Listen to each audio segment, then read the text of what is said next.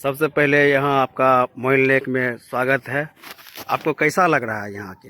बहुत बहुत धन्यवाद नीतीश जी। आज पहले अपना परिचय दीजिए। मैं ब्रजेश कुमार सिंह सनौली खगड़िया का निवासी हूँ जी मुझे प्रकृति से बहुत प्रेम है।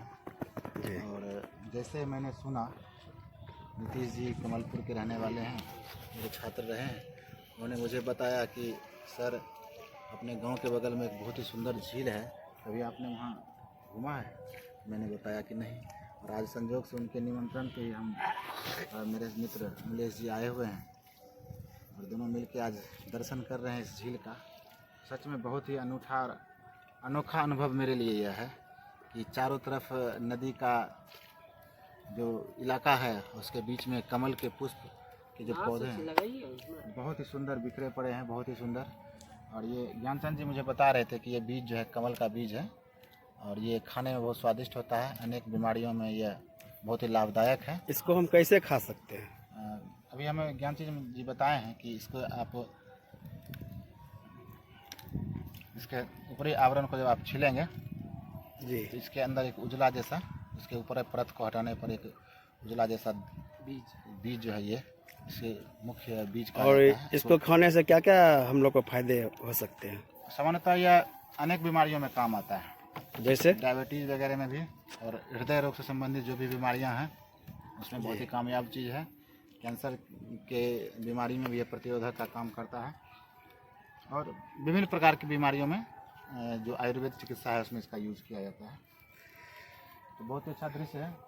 ये देखिए, ये कमल के पुष्प जब सूख जाते हैं तो ऐसा आकृति जब उनका बन जाता है और ये विभिन्न प्रकार के इनकी पूरे मतलब जड़ से लेकर पुष्प तक, पुष्प के सूखने के बाद जिसका जो बीज होता है वो सब किसी न किसी प्रकार से उपयोगी है। अभी जैसे मेरे मित्र ने बताया कि इसको जो पत्ते हैं वो सामान्यतः भोज वगैरह का जो आयोजन होता है उसमें लोग इसका इस्तेमाल करते हैं। पहले के समय में होता था इसका। हाँ, अभी भी लोग, अभी भी बहुत जगह नहीं है ना, इसमें किसी प्रकार का दोष है, ये बिल्कुल हाइजीनिक है, इसका लोग इस्तेमाल करते हैं, इसमें खाते हैं। और मुझे लगता है कि और भी इनके जड़ का भी उपयोग होता होगा, शायद मुझे उतना ज्ञान नहीं है इसका। लेकिन इसके बाद इसके पुष्प तो समझ लीजिए पूरे भारत में, और भारत का राष्ट्रीय पुष्प कमल जो कि सचमुच बहुत ही सुंदर है। और जब वो सूख जाता है पुष्प तो उसके जो डंठल हैं वो भी उपयोग में आ रहे हैं। यानी पूरे जीवन काल में कमल जो है सचमुच बहुत ही सुंदर और बहुत ही अनोखा, अनुपम, मतलब सुंदर चीज़ है जो कि जिसका वर्णन हम अपने शब्दों में नहीं कर सकते। बहुत ही प्यारा अनुभव रहा है और दो चीज़ का एक साथ लाभ मिल रहा है, नौका विहार। मुझे लगता है कि बहुत दिनों के बाद नीतीश जी के आमंत्रण पर हम आए हैं, बहुत अच्छा अवसर मिला। ले लीजिए। अमलेश जी, पहले आपका स्वागत है यहाँ आने के लिए। आप इस झील के बारे में क्या कहना चाहेंगे? इस झील के बारे में, मेरा नाम कमलेश कुमार है जी। इस झील के बारे में तो हम यही कहना चाहेंगे। आप कहाँ के निवासी हैं? हम सनौली के निवासी हैं जी। और हम सनौली निवासी होते हुए भी हम इस खूबसूरत वादियों से वंचित रहे थे अब तक, लेकिन आप लोगों की कृपा से हमें आज इसका लुत्फ़ उठाने का मौका मिला है। इसके लिए आपका सहृदय धन्यवाद। Thank you. और मुझे यहाँ विचरण करते हुए ऐसा लग रहा है जैसे मैं प्रकृति के वादियों के बीच में नौका विहार कर रहा हूँ। और यहाँ बहुत सारी प्रकृति के बहुत सारी जो उपलब्धियाँ हैं, जो कहिए प्रकृति की जो देन है वो हमें देखने को मिल रही है। हमें ये नहीं मालूम था पहले कि कमल का जो पुष्प होता है, उसका जो बीज होता है, उससे इतनी कमल का जो ये पुष्प, ये जो बीज है, इसे बीज ही कहा जाता है जी। ये जो बीज है इससे इतनी सारी तो फोटो साफ आएगा, नहीं तो काला आ रहा है। फायदे, मैंने बीमारियों बहुत सारी फायदे होती है, ये हमारे मित्र ने बताया और आज हमें इसके बारे में जानकारी मिला। फोटो काला आ रहा है। यहाँ और क्या क्या होना चाहिए? इस झील को देखकर आपको क्या लग रहा है? हमें तो ऐसा लग रहा है कि इसका पुनरुद्धार होना चाहिए, इस झील का, इस झील को पुनर्निर्माण करना चाहिए हमारे जिलाधिकारी और बिहार सरकार के फंड के माध्यम से। परसों सबौर विश्वविद्यालय, सबौर का जो विद्यालय है, कृषि विद्यालय रॉवे जो कार्यक्रम चलता है उसके अंतर्गत बहुत सारे छात्राएं और छात्र आए थे और टीचर लोग भी आए थे इस पर, मतलब कैसे क्या हो रहा है उसका जानकारी लेने के लिए। बहुत अच्छा लगा। उसके विषय में भी कुछ और सबको भी आना चाहिए यहाँ। जरूर आना चाहिए। हमारा तो कहना है कि जो सरकार और प्रशासनिक व्यवस्था है जो भी अपना काम कर रही है वो अपना जगह अपना काम कर रही है। हमारे समाज के जो लोग हैं जी उन्हें भी इसके पुनरुद्धार में शामिल होना चाहिए। जी इसके लिए तो विवेकानंद जी कदम से कदम मिलाकर आगे बढ़ रहे हैं और उन्होंने ही अपने वीडियो के माध्यम से इस यहाँ तक पहुँचाया है, जो कि डॉक्टर आलोक रंजन जो कि हमारे जिला अधिकारी हैं यहाँ पर आए थे और निरीक्षण भी किया था और उन्होंने बताया कि इसका सौंदर्यीकरण भी होना चाहिए और यहाँ पर नौका विहार का व्यवस्था ठीक ढंग से साफ सुथरा होना चाहिए। विवेकानंद सर के द्वारा जो ये कार्य किया जा रहा है ये बहुत ही सराहनीय है जी लेकिन मेरा एक और कहना है कि इसे राजनीति से ऊपर उठ के करना जरूरी है। जी कुछ लोग इसमें राजनीतिक दिलचस्पी और निजी स्वार्थ के लिए भी इसमें आ सकते हैं, जी तो ऐसे लोगों से भी हमें बच के रहना है और इसके पुनरुद्धार पे ध्यान देना है। जी मगर आपका घर तो सनहौली है, बगल में ही पड़ता है, मगर आपको अभी तक मालूम नहीं था कि यहाँ पर झील होता है? हमें ये मालूम था कि ये तो गंगा नदी कमला नदी का एक धार है, जी ये मालूम था, लेकिन ये बांध रेलवे बनने की वजह से ये समाप्त हो गई थी। ये जो धार है वो समाप्त हो गई थी बहुत पहले, आज से लगभग 100 वर्ष पहले ये धार है ना, मिला हुआ था रेलवे लाइन से गंडक होते हुए नदी में ये गंडक धार नदी मिला मिला हुआ हुआ था और गंडक नदी से ये फिर मिल जाती थी गंगा में। जी लेकिन ये बीच में बाजार और बांध बनने की वजह से, रेलवे बनने की वजह से ये जो कहते हैं ये कमला की धार ये मृत प्राय हो गई। लेकिन आज फिर से ऐसे शुरुआत हो रही है कि इसका फिर से पुनरुद्धार किया जाना चाहिए, जो कि हमारे सनहौली ग्राम के लिए भी बहुत अच्छे हैं, उनके भी विकास में ये सहायक सिद्ध होंगे अगर इसका पुनर्निर्माण किया जाता है, पुनरुद्धार किया जाता है। किस किस तरह की यहाँ व्यवस्था होनी चाहिए? मेरे अनुसार यदि कहिए तो इस झील में नौका विहार जैसी सुविधाएं, रिसोर्ट में जो सुविधाएं होती है बहुत सारी, मैंने जगह का भ्रमण किया है, तो वहाँ जो रिसोर्ट जो होता है उस टाइप से यहाँ बनाया जा सकता है। जैसे कि सेफ्टी जैकेट हो जाता है, जैसे मान लीजिए चारों तरफ से सॉरी लाइफ जैकेट, यहाँ जैसे चारों तरफ होटल भी के भी निर्माण, इसको अगर सही ढंग से बनाया जाए तो यहाँ होटल का भी निर्माण हो सकता है।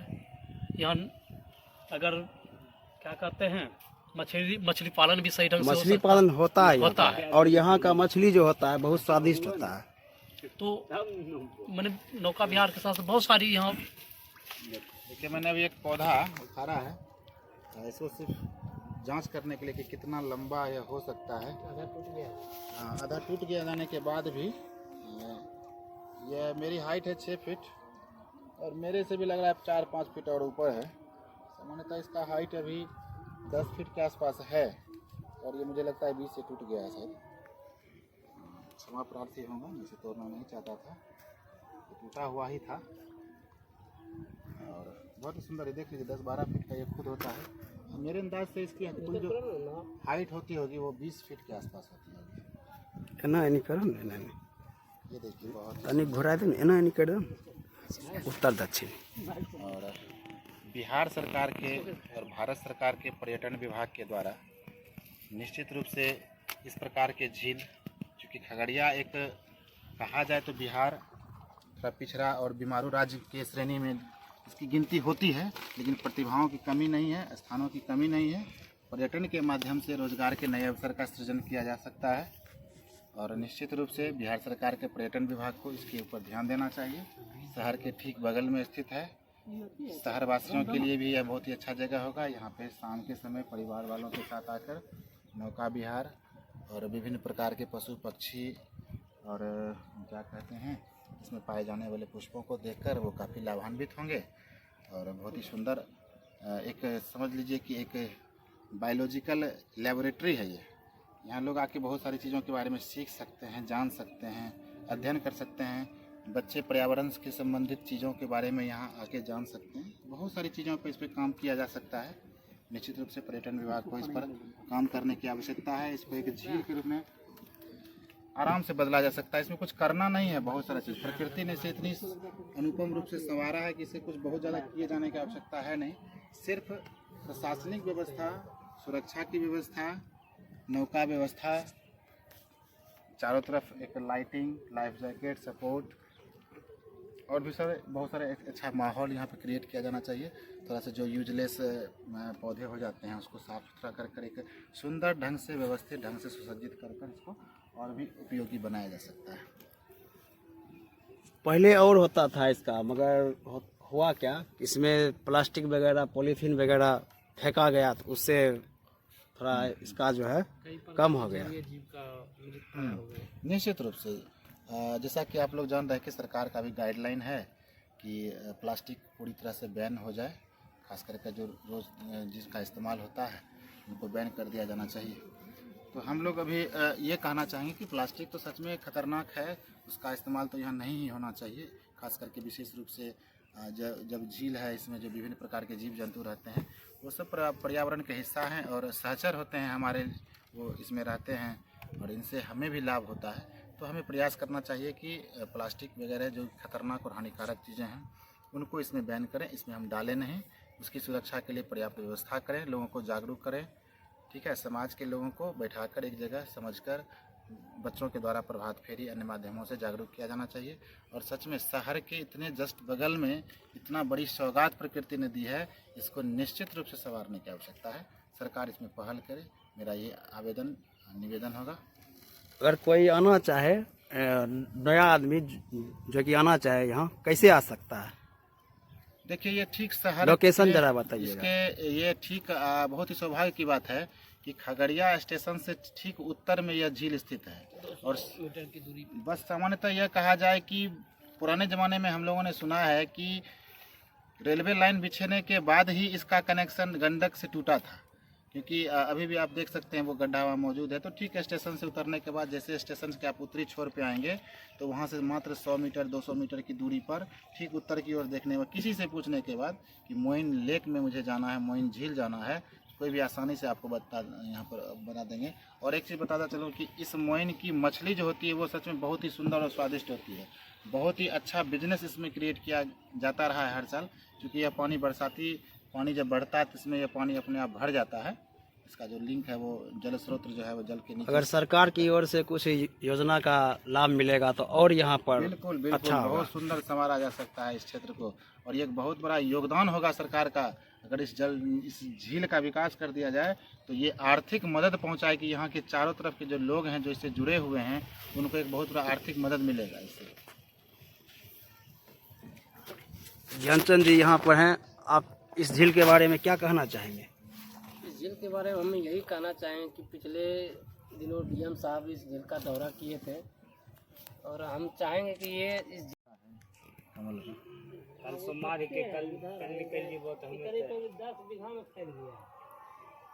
उस इलाका में ज़्यादा कमल है, वहाँ साइड में। हाँ इधर नहीं, इधर कम नदी का धारा भी तो वही है।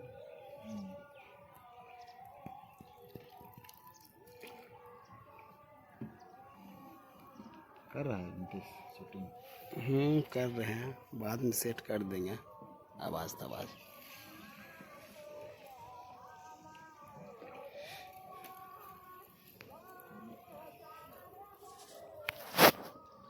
यहाँ डुब्बापन होता है एकदम, यहाँ बहुत ज़्यादा है गहराई।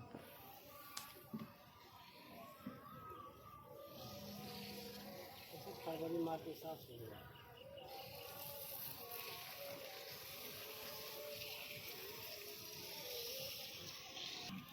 पानी की गहराई लगभग 15 फुट के आसपास, दोनों तरफ से जल कुंडी भरी हुई है। और हम लोग अभी मुख्य जल के बीच में हैं। लगभग कमल का जो पुष्प खिलता है उसके समीप जस्ट पहुँच ही रहे हैं। बहुत ही अनुपम, बहुत ही विहंगम, बहुत ही प्यारा दृश्य। हमारे साथ हैं नीतीश जी, अमलेश जी, ज्ञानचंद जी, नाविक जी,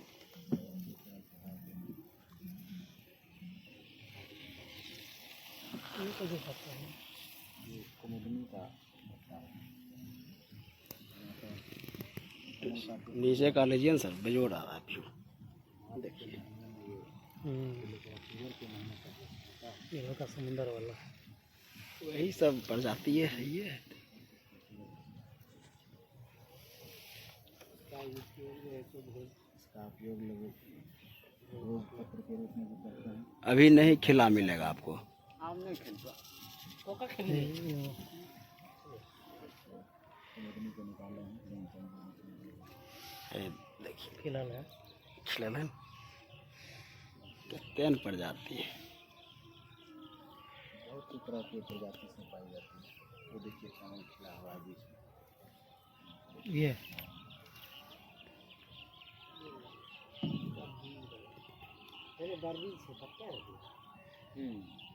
बीजर को भी दिखाइए, जूम कीजिए ना। खाया जाता है, खा सकते हैं इसको। उधर जेते तब ना।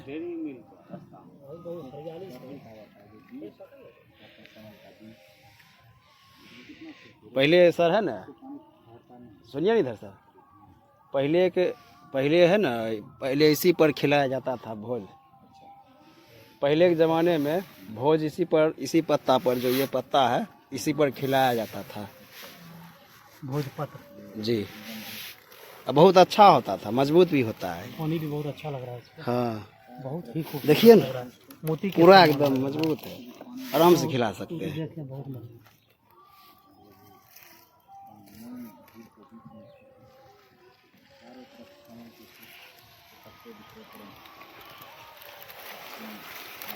अगला अर्क लीजिए उड़ने का।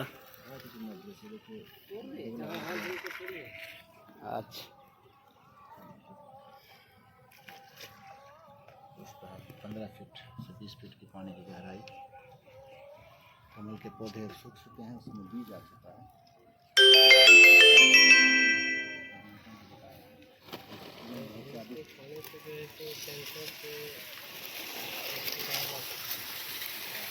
जब बनाइए रहे सर, बढ़िया से बनाइए ना। कल जो है सो स्थापित हो, और जिससे कि यहाँ के लोगों को कुछ रोजगार भी होगा, सरकार का भी राजस्व होगा, आम आदमी का भी विकास होगा। बहुत सारे फायदे यहाँ पे हो सकते हैं। इस दिशा में पहल करने का, जैसे डीएम साहब ने पहल कर रहे हैं, और भी जो है सो करने की ज़रूरत है। आगे वरिष्ठ अधिकारी जो भी हमारे स्टेट के हैं, चाहे जो भी, जिनको प्रयास करने का है वो प्रयास कर सकते हैं। ये इस झील का जो है सो जीर्णोद्धार किया जा सकता है। आपके अनुसार इस झील का क्षेत्रफल कितना होगा? इस झील का क्षेत्रफल लगभग जो है सो 1 किलोमीटर का है। 1 किलोमीटर से कहीं ज़्यादा होगा इसका लंबाई, और हमें हाँ 1 किलोमीटर से अधिक ही होगा। दिखाइए थोड़ा, उधर से देखकर उधर। वो देखिए सुदूर। ये कई गांव से जुड़ा हुआ है। हमें जैसा नजर आ रहा है कि ये बछौता का सीमांकन, जो वो घर दिखाई दे रहा है वो बछौता का सीमांकन है, और वहाँ से लेके इधर जो नजर आ रहा है दक्षिण क्षेत्र में, वो रेलवे स्टेशन का समीपन क्षेत्र है।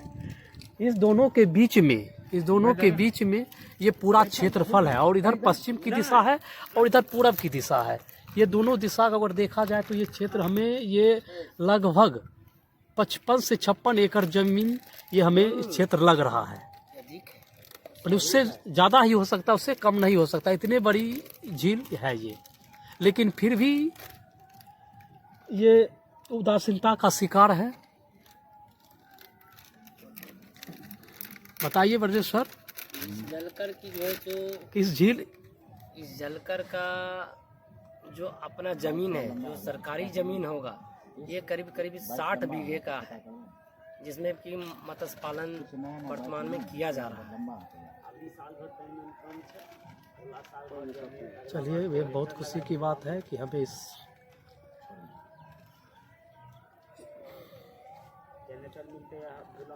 चलिए, आपका बहुत बहुत धन्यवाद ये अच्छी जानकारी देने के लिए।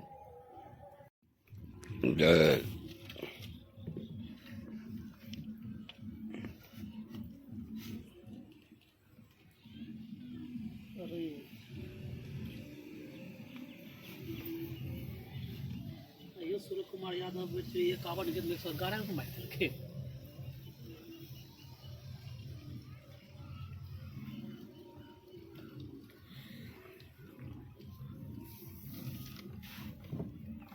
बीच में फंस भी सकता है। ये वो बना देते फंस भी जाता है कभी कभी। फंसने वाले सबको हटाना पड़ता है। आपको ये तैरने आता है? बहुत दिक्कत होता है। सब व्यवस्था अब लगता है हम ही अभी शाम पे सोहे न हुए वहीं पे बचपन में पानी आते जाते पानी आना बंद हो गया, पानी आता ही नहीं वहाँ जो तन मन से तो घेरल तो छिए हम सब